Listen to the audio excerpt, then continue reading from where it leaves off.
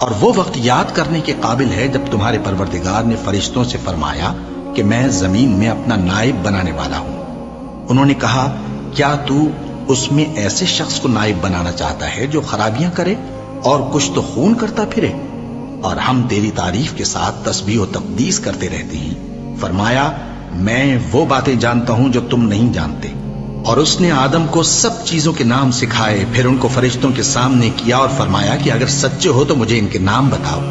انہوں نے کہا تو پاک ہے، جتنا علم تو نے ہمیں بخشا ہے اس کے سوا ہمیں کچھ معلوم نہیں، بے شک تو دانا ہے، حکمت والا ہے۔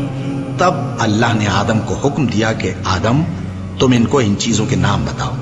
سو جب انہوں نے ان کو ان کے نام بتائے تو فرشتوں سے فرمایا کیا میں نے تم سے نہیں کہا تھا کہ میں آسمانوں اور زمین کی سب پوشیدہ باتیں جانتا ہوں، اور جو تم ظاہر کرتے ہو اور جو پوشیدہ کرتے ہو سب مجھ کو معلوم ہے۔ اور جب ہم نے فرشتوں کو حکم دیا کہ آدم کے آگے سجدہ کرو تو وہ سب سجدے میں گر پڑے مگر شیطان نے انکار کیا اور غرور میں آ کر کافر بن گیا۔ اور ہم نے کہا کہ اے آدم تم اور تمہاری بیوی بہشت میں رہو اور جہاں سے چاہو بے روک ٹوک کھاؤ پیو، لیکن اس درخت کے پاس نہ جانا نہیں تو ظالموں میں ہو جاؤ گے۔ پھر شیطان نے دونوں کو اس درخت کے بارے میں پھسلا دیا اور جس عیش و نشاط میں تھے اس سے ان کو نکلوا دیا۔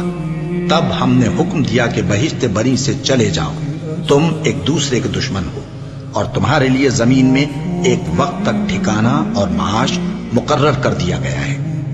پھر آدم نے اپنے پروردگار سے کچھ کلمات سیکھے اور معافی مانگی تو اس نے ان کا قصور معاف کر دیا۔ بے شک وہ معاف کرنے والا ہے، بڑا مہربان ہے۔